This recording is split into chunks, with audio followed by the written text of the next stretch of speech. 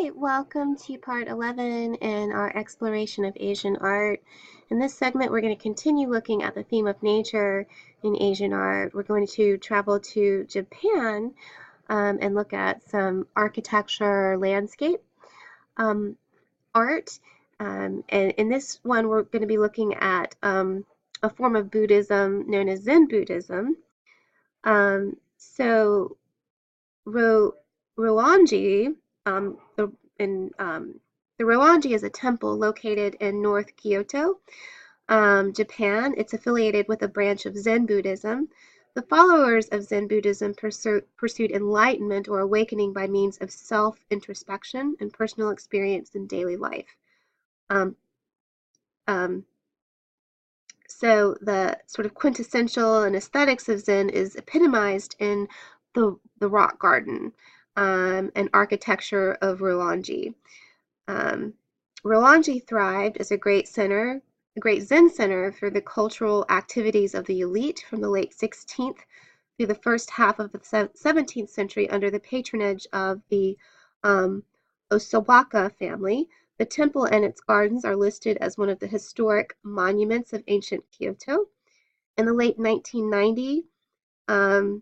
1990, the garden attracted over 1 million visitors annually and is regarded as an expression of Zen art and a symbol of Zen Buddhism and Japanese culture. When visitors pass through the main gate, they encounter the Mirror Pond on the left with a scenic view of surrounding mountains. Walking along the pilgrim's path and entering the second gate, visitors arrive at the main building of the monastery, the Hojo, and this is also known as the abbot's residence. The rock garden is located in front of the Hojo and is viewed either from the wooden veranda embracing the building or from inside the room. The essential element of Zen Buddhism is found in its name, for Zen means meditation. Zen teaches that enlightenment is achieved through the profound realization that one is already an enlightened being. This awakening can happen gradually or in a flash of insight, as emphasized by the Soto Rinzai schools, which are some sort of form of Zen Buddhism. But in either case, it's a result of one's own efforts. Deities and scriptures can offer limited assistance. Zen traces its origins to India, but it was formalized in China. Chan, as it's known in China, was transmitted to Japan and took root there in the 13th century. So here's another view. The Milan Garden is one of the most famous examples of a rock garden, a form which developed during the Mori-Machi period from 1392 to 1573. Which again really kind of incorporates this idea of quintessential Zen Buddhism in medieval Japan. This type of garden consisted of rocks and pebbles rather than vegetation and water, and was mainly created on the grounds of temples for encouraging contemplation. White gravel often symbolized flowing elements such as waterfalls, rivers, creeks, or sea, while rocks suggest island shores, or bridges.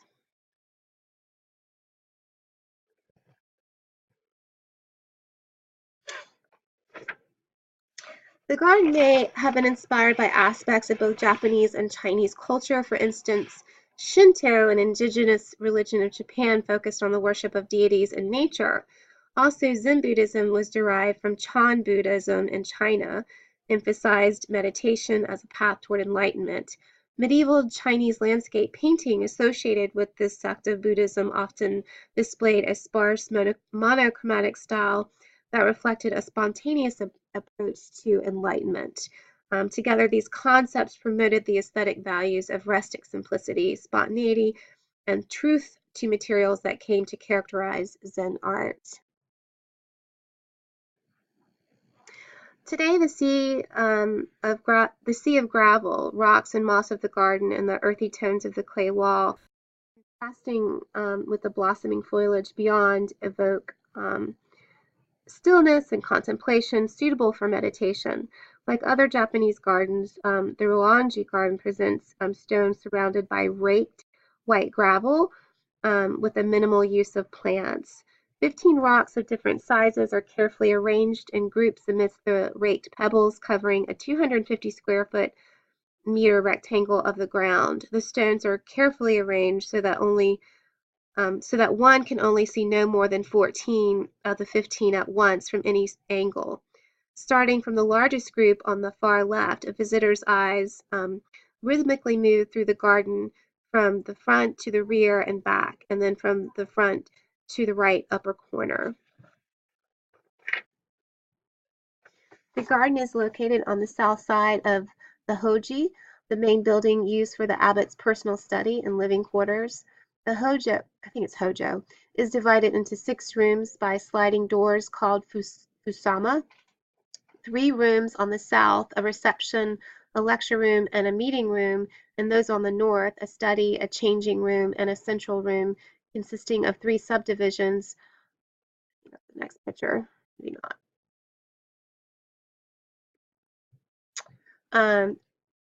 Of a serving chamber. So on the north side, there's a study, a changing room, a central room consisting of 3 subdivisions of a serving chamber, an altar, and a sleeping room. The Hojo also includes gardens on either side of the building, a moss garden called the West Garden, and a stone and moss garden, and a garden with a tea house. Scholars debate the exact dating of the garden, but its consensus is that it was originally created in the 15th century and that it presents design dates from the Edo period, which occurred from 1615 to 1868. The identity of the garden's creator is also controversial, and no records of the rock garden can be found prior to the early 1680s. Early descriptions explain that the garden had 9 big stones representing tiger cubs crossing the water, and attribute the design to Masumoto, the chief patron of the Roanji, or Soami, the connoisseur painter and garden designer attending the Ashinga shogunate. An inscription carved on the back of the stone bears witness to the involvement of professional laborers in the garden's architecture. The stone has 2 names, Kotaro and Hikajiro, who were known as Shinsei Karamono, or riverbank workers belonging to the lower social strata. As the garden has 15 stones today, it is certain that the arrangement we see now cannot be the same as the original medieval design, which had only 9 stones. Although it remains unclear who designed the garden or what it originally looked like, it is evident that the Roanji garden has changed throughout time. Many different theories on the garden's meaning have been suggested. Some say it represents islands floating on an ocean, others a mother tiger carrying cubs over the sea, while others say it symbolizes the Japanese aesthetic concept of wabi, which is this refined austerity, and sabi, subdued taste, are the fundamental ideas are the fundamental ideal of Zen philosophy. A more recent theory argues that it is an expression of a pure form of abstract composition meant to incite meditation. Whether originally intended to represent pictorial images or symbolize metaphysical concepts, it is certain that the rustic austerity and minimalist rock garden at Roanji has played a significant role in art and architecture from medieval times to the present in Japan. So here are some other views. The fame of the stone garden at Roanji is so imposing that it has overwhelmed the other parts of the temple, including Toyoyochi, which is referred to as the mirror pond, located in the lower part of the site, a small west garden and rear garden with a tea house. The mirror pond is reminiscent of courtly gardens from the Heian period, 794 to 1185, while the tea house and garden date back to the 7th century. Near the tea house is a famous stone water basin. The wall door painting that once decorated the Hojo are preserved today in Japanese and overseas collections. among them 2 large panels depicting Chinese immortals and the 4 elegant accomplishments, which you are looking at here, um, belonged to belonged to Rowangi's main hall, and once faced its rock garden. They were removed from Rowangi and sold in 1895, when Buddhism was persecuted during the new Meiji regime. These works entered the collection of the Metropolitan Museum of Art in 1989. Contrary to the austere monochromatic ink painting of landscape and bird and flower paintings decorating the abbot's quarters and quarters in Zen temples dating from the Muromachi period. They depict Chinese narrative themes, rendered with extravagant colors on gold backgrounds. This permits a glimpse into a radical shift into the interior program of the Zen monastery during the late um, Moyama and early Edo periods, led by the rise of samurai warlords and prominent patrons of art and formidable political entities. And that's something that we see with art when there's a shift in power or a change. Usually the style of the art changes as well, and that's a good way to sort of note those particular shifts.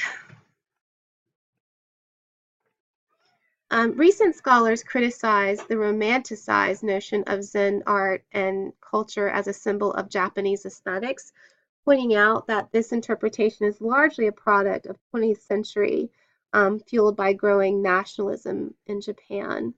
Furthermore, Zen Buddhism was disseminated into the West and filtered through modernist artists who were fascinated by the minimalist perspectives and abstract forms of Japanese rock gardens. Whatever the skepticism one reserves for existing assumptions about the Zen garden and culture, no one can deny the culture and historical significance of Rwanji and its rock garden. So here we're looking at some interior views.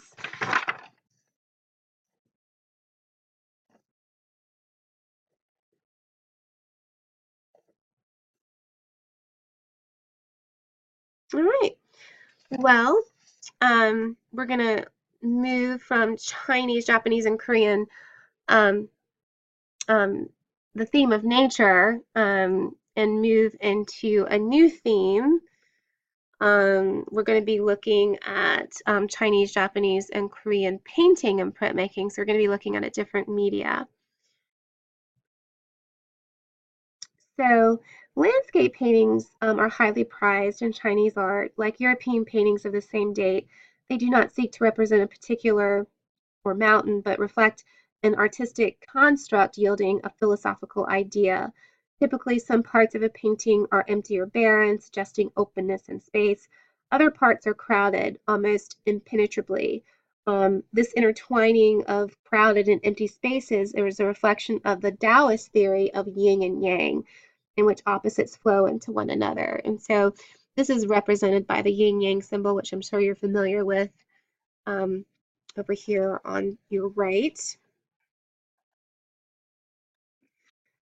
Taoist mountain man, hermit, and rustic wine lover Fan Quan had a reputation of having been truly unconventional.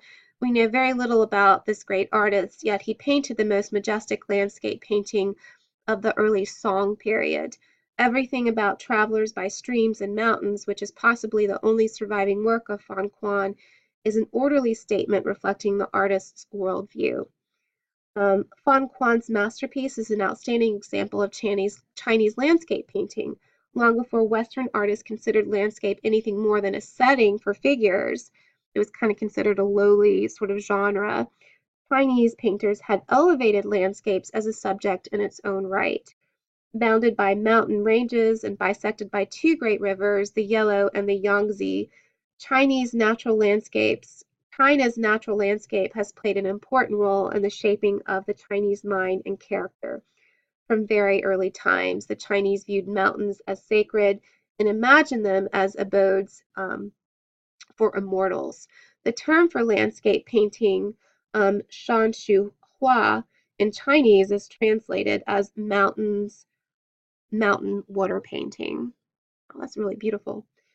During the tumultuous Five Dynasties period in the early 10th century, an era of political upheaval from 907 to 960 CE, between the fall of the Tang Dynasty and the founding of the Song Dynasty, um, when five dynasties quickly succeeded one another in the north, and more than 12 independent states were established, mainly in the south.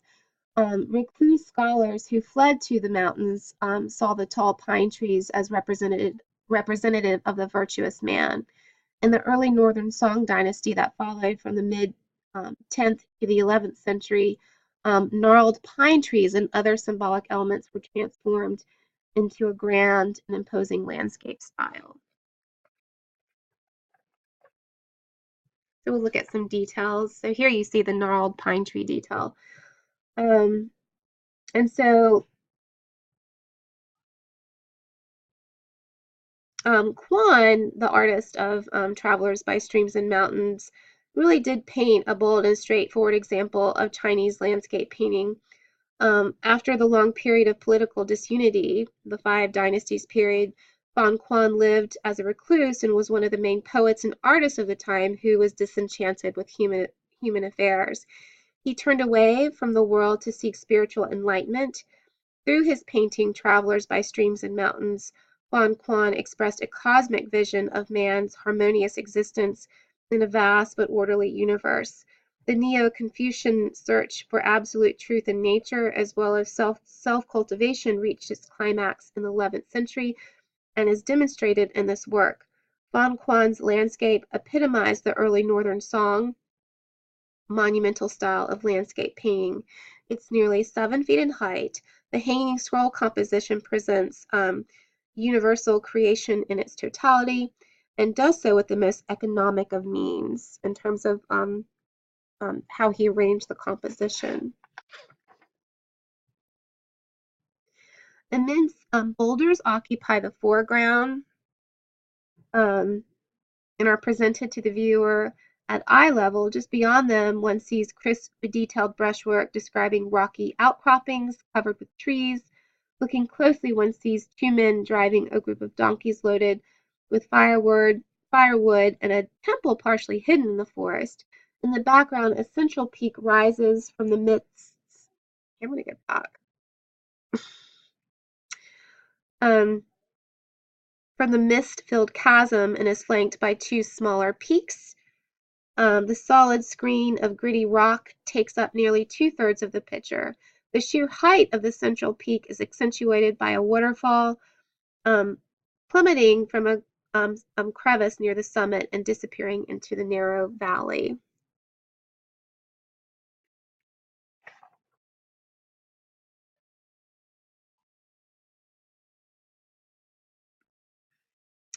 The mountain form accurately captures the geological traits of southern Shaanxi and northwestern Heian province. Thick vegetation grows only at the top of the bare, steep-sided cliffs and thick layers of fine-grained soil known as los. The mountains are triangular with deep crevices. In the painting, they are conceived frontally and additively.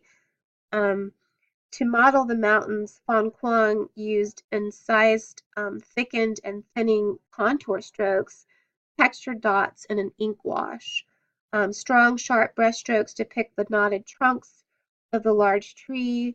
Notice the detailed brushwork that delineates the foliage and the fir trees silhouetted along the upper edge of the ledge in the middle distance. To convey the sheer size of the landscape depicted by Travelers by Streams and Mountains, Fan Quan relied on suggestion rather than depiction. The gaps between the three distances act as breaks between changing views. Note the boulders in the foreground, the tree-covered rock outcropping in the middle, and the soaring peaks in the background. The additive image does not physically connect. They are comprehended separately. The viewer is invited to imagine himself roaming freely, yet one must mentally jump from one distance to the next. The unsurpassed grandeur and monumentality of Fan Quan's composition is expressed through the skillful use of scale. Fan Quan's landscape shows how the use of scale can dramatically heighten the sense of vastness in space. Diminutive figures are made visible, even smaller in comparison to the enormous trees and soaring peaks. They are overwhelmed by their surroundings. Fan Quan's signature is hidden among the leaves of one of the trees in the lower right corner. So the development of monumental landscape painting coincided with that of Neo-Confucianism, a reinterpretation of Chinese moral philosophy. It was Buddhism that first introduced from India a system of metaphysics and coherent worldview more advanced than anything known in China. With Buddhist thought, scholars in the 5th and 6th centuries engaged in philosophical discussions of truth and reality, being and non-being, substantiability and non-substantiability, sustainability. Sorry. Being in the late Tang and early Northern Song, beginning in the late Tang and early Northern Song between 960 and 1127, Neo-Confucianism thinkers rebuilt Confucian ethics using Buddhist and Taoist metaphysics. Chinese philosophers found it useful to think in terms of complementary opposites interacting polarities and inner and outer substances and functions, knowledge and action. In their metaphysical physics, they naturally employed the ancient yin and yang. Yin, feminine, dark, receptive, yielding, negative, and weak. Yang, masculine, bright, assertive, creative, positive, and strong. I don't know how I feel about that, but anyway, the interaction of these complementary poles was viewed as the in I can't talk today. I'm so sorry. Integral to the process that generated the natural order. Central to the understanding of Neo-Confucianism, there is the conceptual pair of Li and Qi. Li is usually translated as principles. It can be understood as principles that underlie all phenomena. Li constitutes the underlying pattern of reality. Nothing can exist if there is no Li for it. This applies to human conduct, and to the physical world. Qi can be characterized as the vital force and substance of which man and the universe are made. Qi can also be conceived of as energy, but energy which occupies space. In its most refined form, it occurs as mysterious ether, but condensed, it becomes solid metal or rock. The Neo-Confucian theory of observing things in the light of their own principles, Li, clearly resonates in the immense splendor of Fan Quan's masterpiece. Northern Song landscape painters did not paint as the human eye sees, by seeing things not through the human eye, but in the light of their own principles. Li, Li. Fan Quan was able to organize and present different aspects of a landscape within a single composition. He does this with constantly shifting viewpoints. In his masterful balance of Li and Qi, Fan Quan created a microcosm image of a moral and orderly universe. Fan Quan looked to nature and carefully studied the world around him. He expressed his own response to nature. As Fan Quan sought to describe the external truth of the universe visually, he discovered at the same time an internal psychological truth. The bold and directness of Fan's painting style was thought to be a reflection of his open character and generous disposition. His grand image of the beauty and majestic of nature reflects Fan Quan's humble awe and pride. All right, so I'm going to stop here. Stay tuned for part 12. We're going to continue looking at some printmaking, and we'll also get to some more architecture as well. So stay tuned.